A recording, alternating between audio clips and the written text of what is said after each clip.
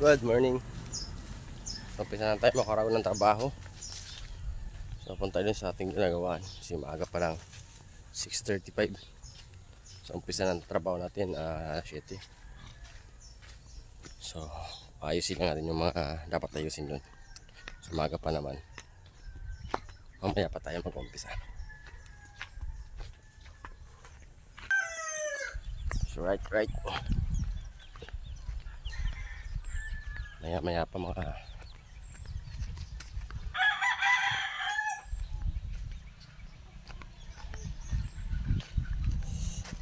ay nako, sarap mag ligo tuwing umaga kasi grabing init ngayon. Lagyan natin dito yung stand natin ng ating cellphone. So yung trabaho natin dito so bakbakin natin yan para umpisa na naman tayo ng ang gagawin natin dyan na mag-flooring lang mo tayo. Tatanggalin natin yung mga forma maya. So dahil maga pa, mag-almusal muna tayo. So yan mga karagon, bali tatanggalin natin yung binuhusan natin ng Biyernes. So yan tinatanggalan natin yung pagkabuhos. So kinakalas na para maayos na natin yung tambak dito na lupa. So marami pang itatambak tayo dito. Mga 3 truck na balik pa siguro. So yung itatambak natin dito galing sapa para di mag-pump. Yan. So kalas na muna ng ma-forma. So bali doon yung banda papabakod na rin tayo. Ito pa diretso. Gandun paikot. So may 2 skill tayo dyan, tapos 2 mason rin. 2 skill tapos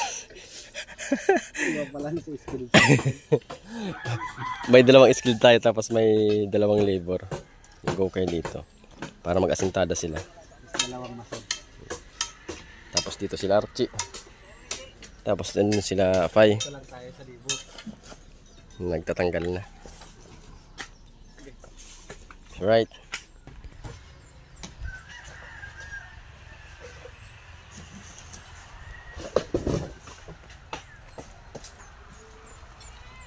So yan, maganda yung pagkabuhos. Yan. So, ganito dapat ganito dapat ginagawa kapag nagpapagawa ng bahay. Kailangan may tie beam. So sobrang tibay nito. Talagang protection talaga to sa anumang magaganap na panahon.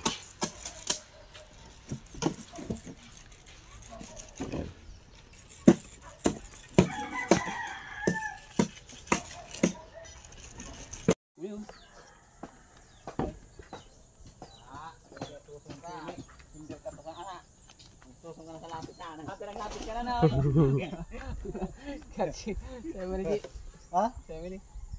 Ay, dai mapagpara na. So magkalibil yan hanggang dito. Punta doon. So angat tayo ng isang hollow blocks para pantili rin siya paikot. Minana pa pati yan. Oo, angat kami ng isang hollow blocks para mapantay lahat ng hanggang dulo.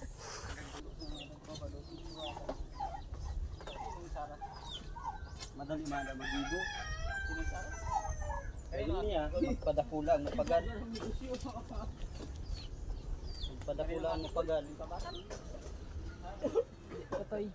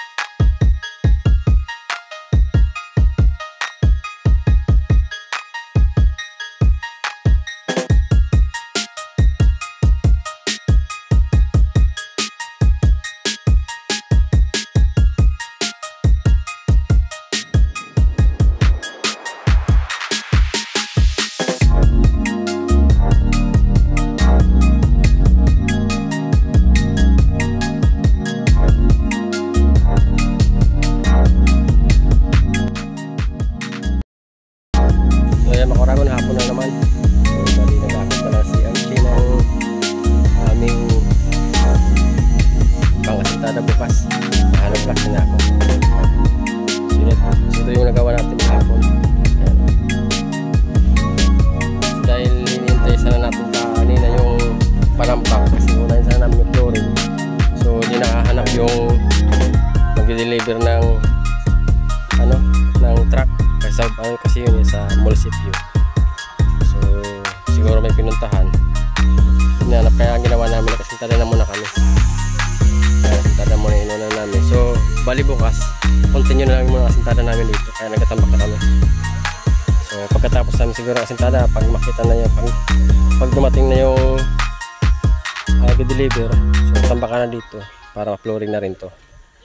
So dito, yan na yung nasintada ng mga bataan natin. Ayan o, nakasintada na sila dito para sa bakod. Yeah, kabilaan, paikot, nasintada na rin nila. Ayan, paikot yan, punta yan doon sa dulo. Dalawang skilled.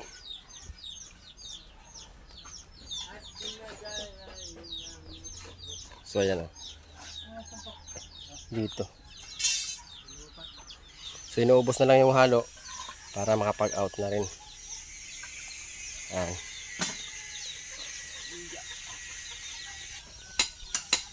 So bukas siguro ayan, continue yung pagkasintada natin bukas para sa next day.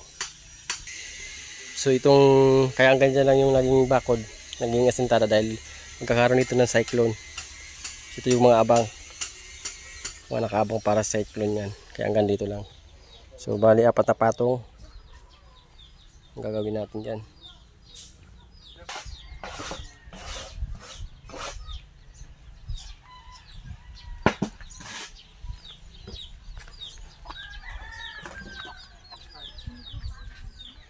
Five by 6 na bahay. So ayan. So bali nagpa-deliver na rin pala tayo ng gagamitin natin para sa CR. So ilalagay doon na CR. So ito na yung T4 tapos D2 tapos 1/2 na para sa tubig natin. Ayan. Tapos pumili tayo ng isang bundle na tileware. Ano masayo? Okay. Okay. Tapos may 50 simento na pinadeliver natin. Tapos 50 rin na bakal 10mm. So, tapos 40 pieces na 9mm. Ayan. Ayan. So out. Out na po kami sa aming... Nagmikos-mikos. Ano? Wala na po, minikos-mikos mo na eh. Minikos-mikos na ba? Mikos-mikos Out tayo, na out eh. na. Tara.